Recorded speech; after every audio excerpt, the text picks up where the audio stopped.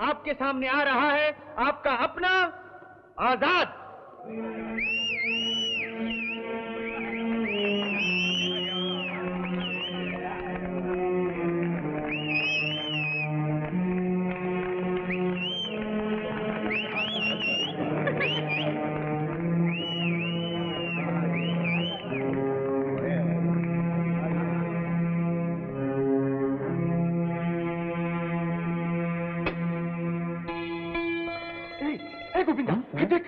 तो वही लागत है। हाँ रे,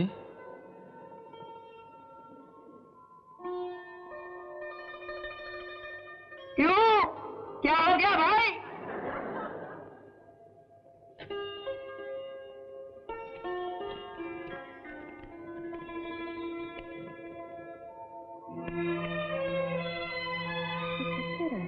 शुरू क्यों नहीं करता? अपना भाषण भूल गए क्या? नहीं भैया, मैं कुछ भूला नहीं हूं, लेकिन मैं भाषण नहीं दे सकता। भाषण तो बहुत होते रहते हैं, देश के नेता और लीडर तो बोलते ही रहते हैं, कान पक गए सुनते सुनते।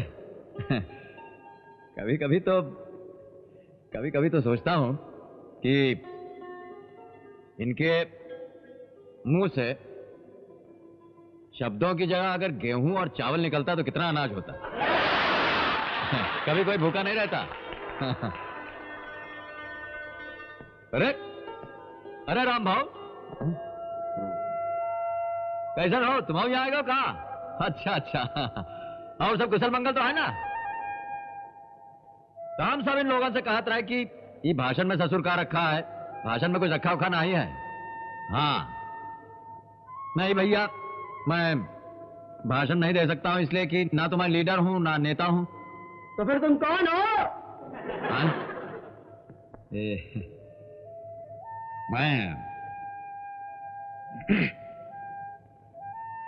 मैं वही हूं जो तुम हो,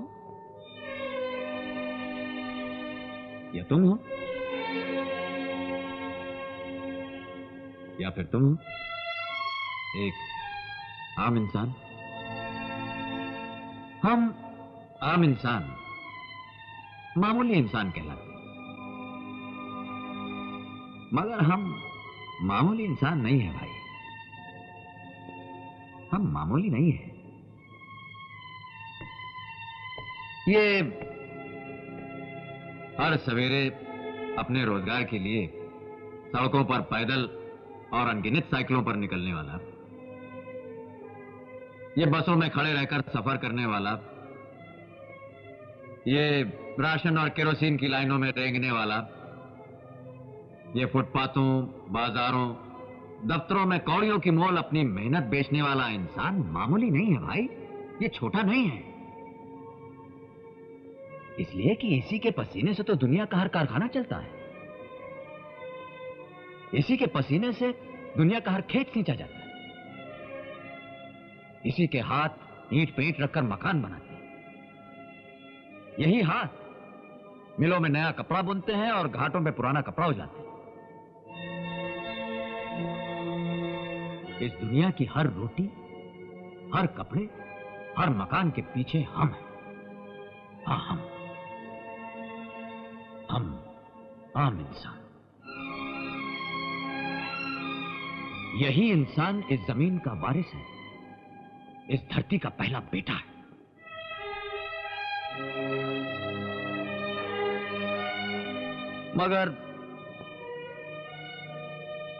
मगर ये दुनिया बड़ी निराली है भैया। वही इंसान जो दुनिया को सब कुछ देता है, उसी के पास कभी रोटी नहीं, कभी कपड़ा नहीं, कभी मकान नहीं। यहां जो मुसीबत आती है सबसे पहले इसी पे आती है। महंगाई बढ़े तो सबसे पहले इसका चूल्हा ठंडा होता है।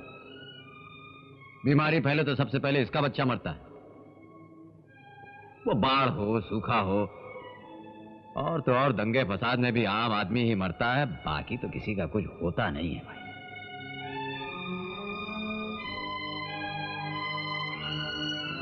और हम भी बड़े अजीब ठीक हैं। कुछ समझते ही नहीं।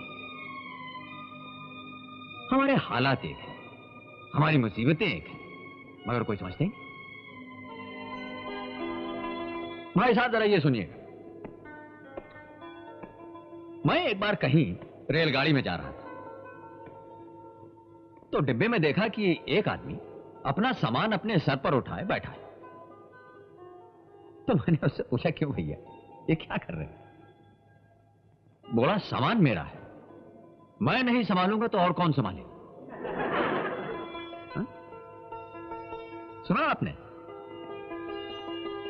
गाड़ी चल रही है, वो भी उसी में चल रहा है, बाकी मुसाफिर भी उसी में चल रहे हैं, मगर वो अपना बोझा अपने सर पर लादे बैठा है कि मैं नहीं देखूंगा तो और कौन देखेगा?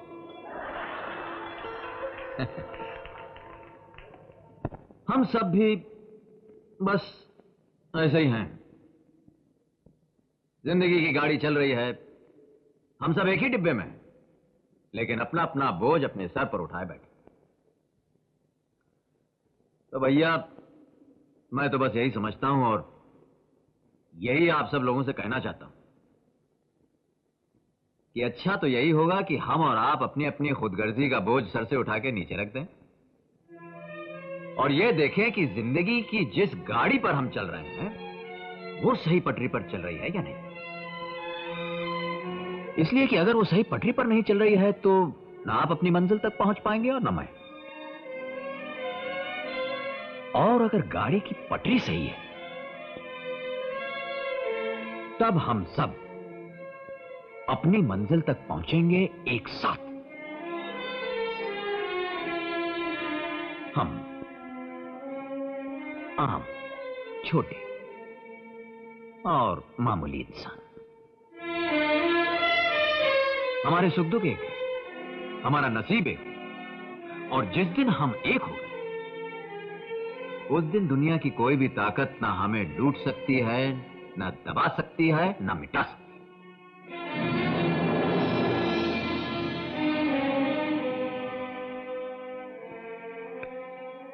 बस इतना ही कहना था मुझे।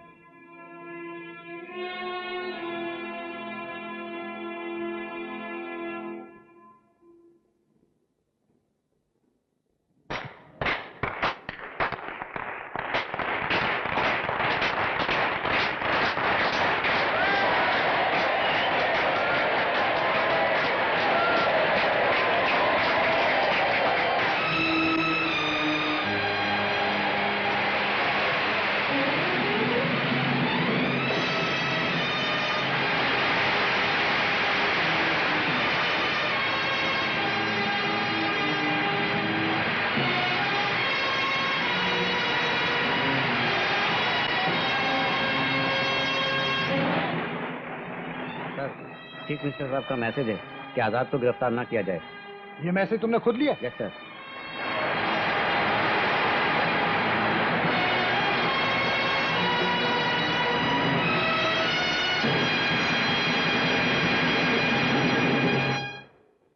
सेठ जी, मैंने तो ऐसा एप्लॉज, ऐसी तालियां कभी नहीं सुनी। ये बहुत काम का आदमी है। शर्मा जी। सुभाषिनी को फोन करो, कहो मैं उससे मिलना चाहता हूं। जी सेठ जी। पांडे जी, ये आदमी बहुत काम का है। सेठ जी, ये बात सच है, इसने ऐसा काम किया है। मैं उस काम की बात नहीं कर रहा जो उसने किया है, मैं उन कामों की बात कर रहा हूं जो ये कर सकता है, और बस यही कर सकता है। कौन सा काम सेठ जी? आज ही जाने वाला था, नहीं जाना चाहिए। ये आदमी जाना नहीं चाहिए। नहीं साहब, खेल खत्म, पैसा हजम। चल बे मुन्ना। मेरी बात तो सुनो। देखो आजाद, बात को समझो। तुम्हें पता नहीं है, तुम बहुत कुछ कर सकते हो, और हम भी बहुत कुछ कर सकते हैं तुम्हारे लिए। क्या कर सकते हैं? अरे ये जो थोड़े बहुत पैसे तुम्हें मिले हैं, वो क्या है? तुम्हें जो चाहिए। इनको तो बस अब आज्ञा चाहिए। गुरु, ये तो गले पड़ गए। मैं पहले ही कह रहा था, बखेड़ा है, मत पड़ो इसमें। पांडे जी, हो गया। अरे अरे अब हम देखो आजाद, मेरी बात तो सुनो। अब देखो देखो, तुम्हें यहाँ पर किसी तरह की कोई तकलीफ। सुभाषिनी, अब तुम ही इसे समझाओ। ये तो अरे मेम साहब क्या समझाएंगे पांडे जी। देखिए मेम साहब, आपने जो काम दिया था वो तो हो गया। अब ठीक है, मैं मानता हूं कि जैसा आपने लिखा था वैसा, मगर उस पल जो समझ में आया वो बोल दिया। अब अगर आप चाहें तो इसके लिए कुछ पैसे काट सकती हैं। हाँ, वो काट सकती हैं आप। नहीं, तुम जो कुछ भी बोले मुझे बहुत अच्छा लगा, और लोगों को भी। तुमने देखा था ना किस तरह तालियां बजाई थी लोगों ने, और अब तुम उन्हीं लोगों को छोड़ के जाना चाहते हो। अरे यहाँ तालियां तो सड़क पर बंदर के खेल पे भी बजती हैं मेरे साथ। तालियों का क्या करेंगे? चलिए ठीक है, वो जो भी उल्टा सीधा था उस सब हमने बोल दिया, पर अब क्या? कुछ नहीं। और ये आपके पांडे जी हैं कि इतने पैसे ले लो, उतने पैसे ले लो, तुम्हें ये चाहिए, तुम्हें वो चाहिए। अरे भाई, हमें कुछ नहीं चाहिए। देखो आजाद, मैं पांडे जी, जाना चाहते हो? हाँ, जाओ, पर मैं अभी बाहर से आ रही हूँ। कुछ लोग तुमसे मिलना चाहते हैं, जाने से पहले उनसे मिलते जाओ। देखो गुरु, किसी से मिलने की जरूरत नहीं है, चुपचाप पिछले रास्ते से निकल चलते हैं।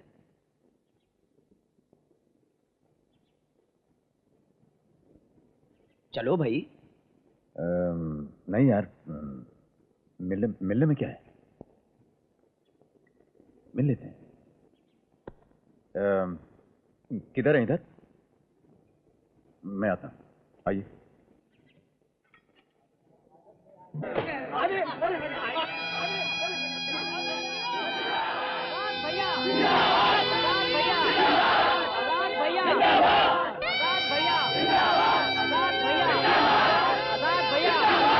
पांडे जी, आप जरा।